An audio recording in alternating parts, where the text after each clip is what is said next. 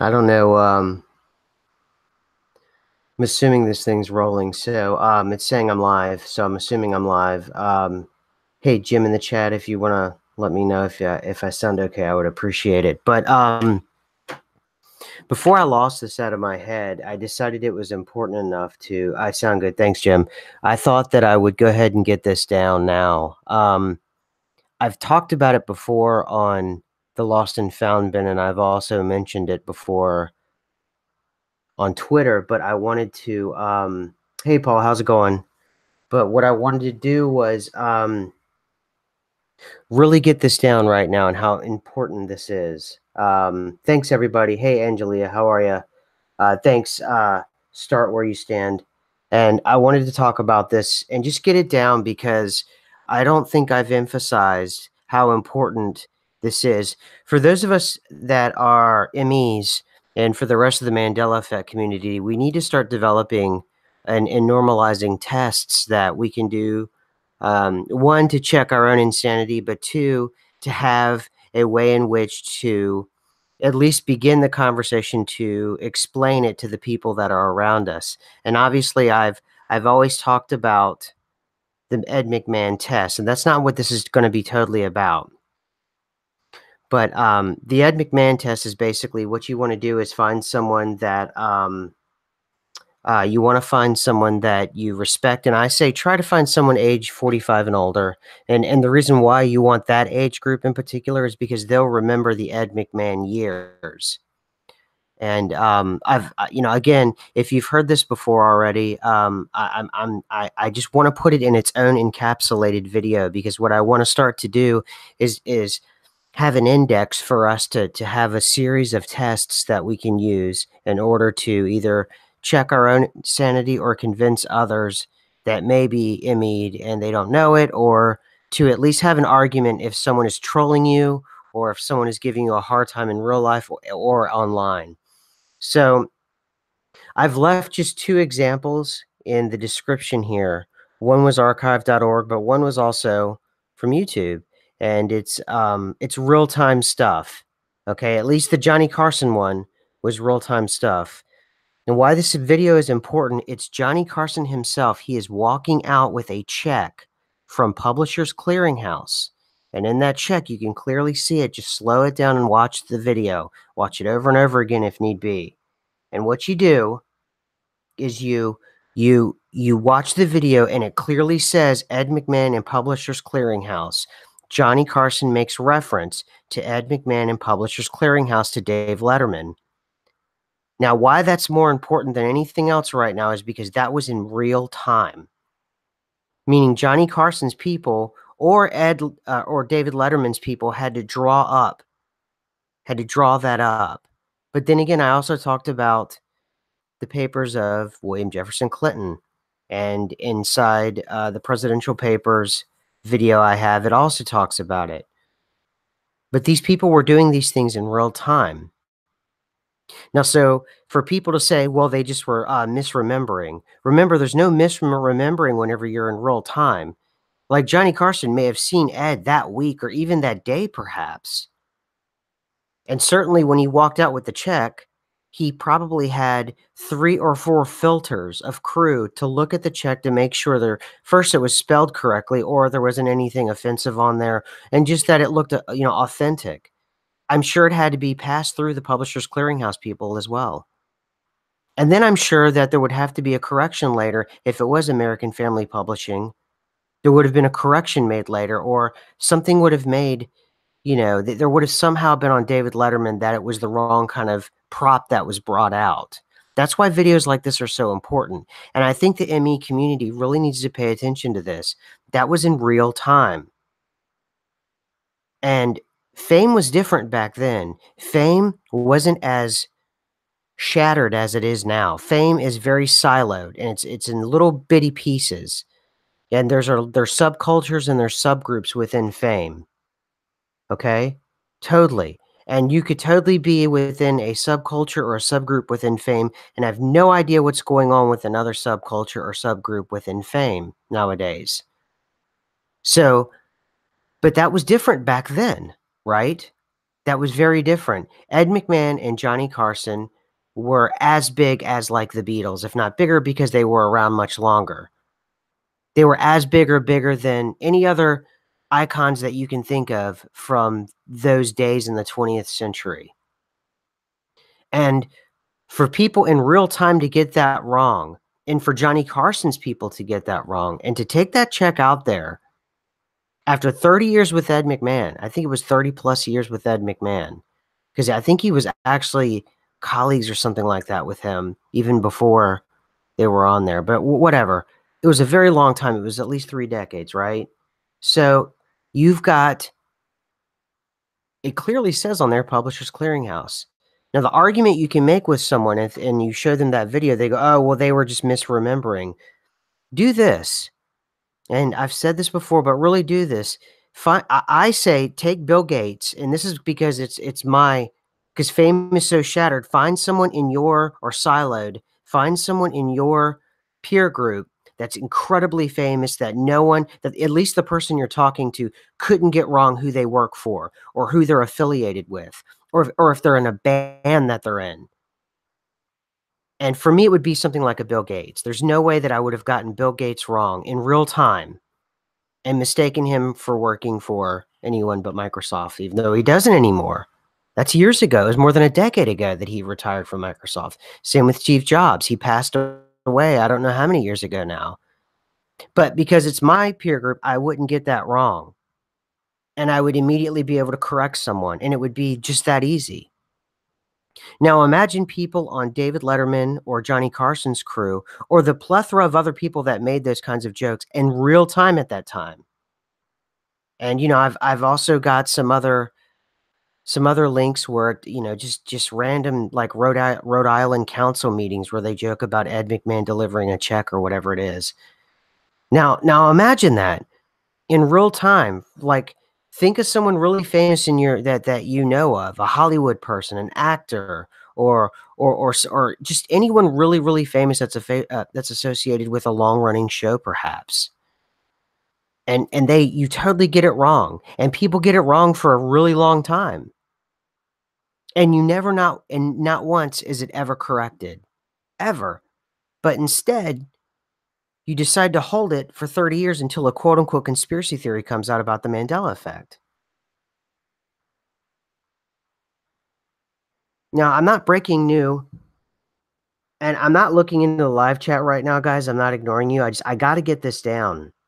Um, and I'll go back on the live chat before this is over. And if there's any trolls in there, you're banned. You are so out of here. So I hope you're not in there. You're done. So I haven't looked at the chat, and I'm not ignoring anybody. I had to get this down because it's been bothering me. And we need to start coming back with really coherent arguments because, there's a lot, and I want to start differentiating us from the rest of the conspiracy world because we're dealing with understanding the concept of reality and understanding perceptions of time. This isn't misremembering. When you have someone in real time handing the check that's clearly said, look, it's from YouTube. So that means the link you'll be able to, I say that not to trust, like, oh, it's YouTube. I say so you can trust the link. You won't, don't worry, it won't download anything bad on your machine. Because I'm very leery of links, but then I put archive.org. I use them all the time. They're awesome. That's another link that's incredibly safe. You can open it up on your machine and you won't get any malware. But I say that for those reasons, But I just feel like it's kind of the butt of the joke, and it's probably one of the most, like, coherent and important, like, quote unquote conspiracy or fringe culture things out there. I mean, this is real. The past has changed. It is changing. And I want these kinds of things down, like, right now while it's still fresh in our minds in case this is it only happens in one generation and it goes away. That's my biggest fear. I don't know. I'm kind of torn actually now that I think about it, and I'm riffing right now. Do I want it to stop? Well, if it's a naturally occurring event, then I want it to continue because this is what naturally occurring events do. If it's not CERN or whatever, there's a million, it's endless why they think the Mandela effect is happening. So I want, I'd like, I'd like for, if it's naturally happening, then I want for people to start to normalize it, because if it's real and it's fact, you have to accept it. And if you can, then we can start understanding it better, and people will stop feeling bad about themselves and thinking there's something wrong with them. And if it's not normal, then we need to start putting together coherent arguments why they need to start paying attention to this. Why the Mandela effect is important.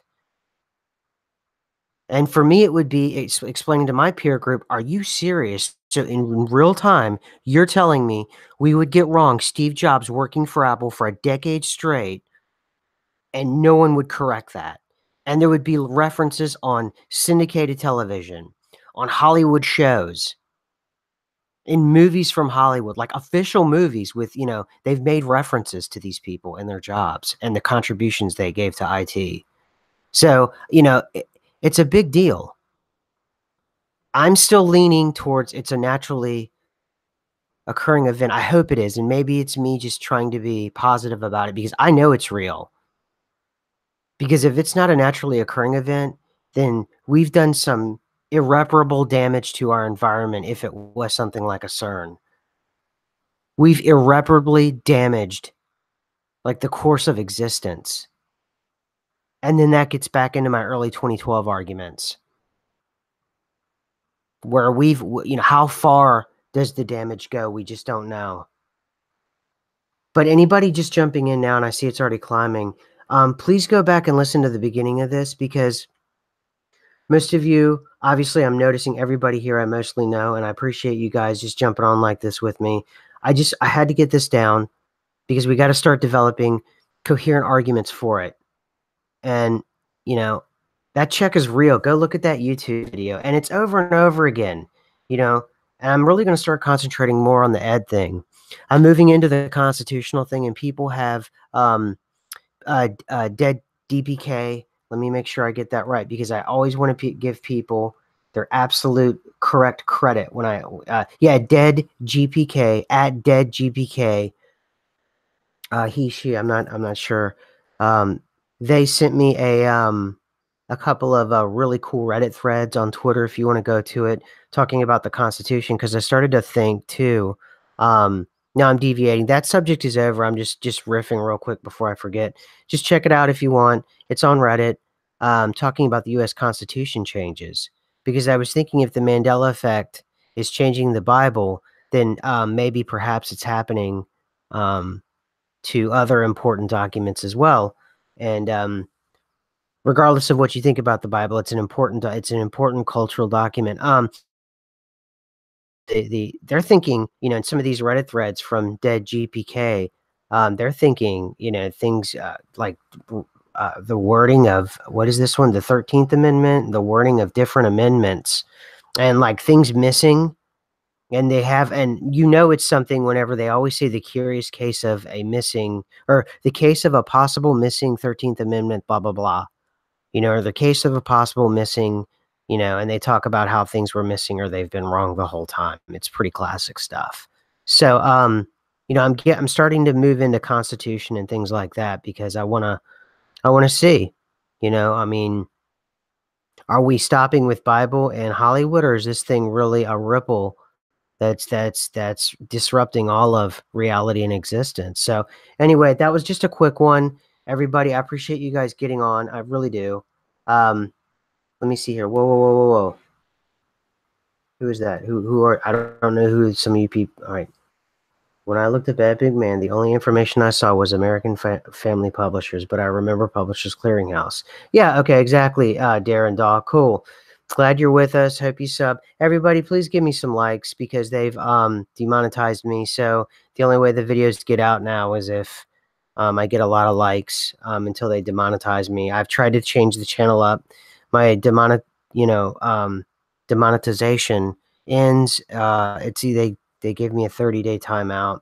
I changed some videos. I dropped my Paula's Dead video, because, it mentions people, so and I've moved around some titles and I hope, they they tell you have a violation, but they don't tell you what the violation is, which is kinda strange to me because it's not about editorial advice. It's about there was a trigger that was switched in your logarithm. Just tell me what trigger that was switched, what line it was, what series. It's not editorial advice. There's a string of characters that was put together, or there was a series of words that were put together that was not effective for what YouTube wanted to do and its mission statement. I'd like to know. It would be very helpful.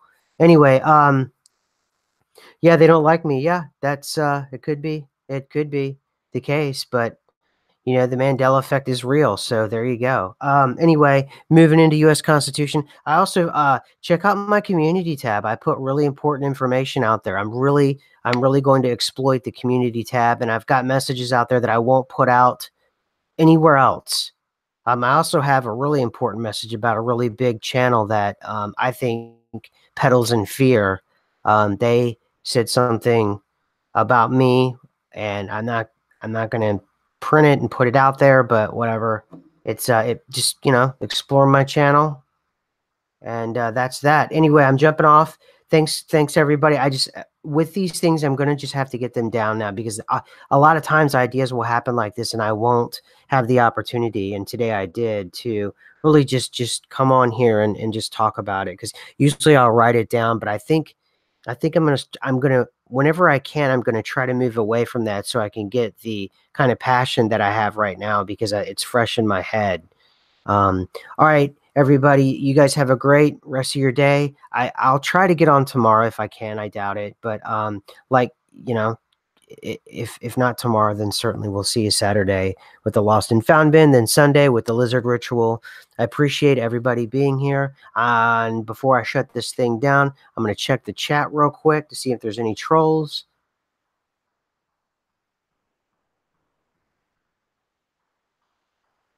Yeah, check out Lenny Time. He's Steampunk Radio mornings and weekdays.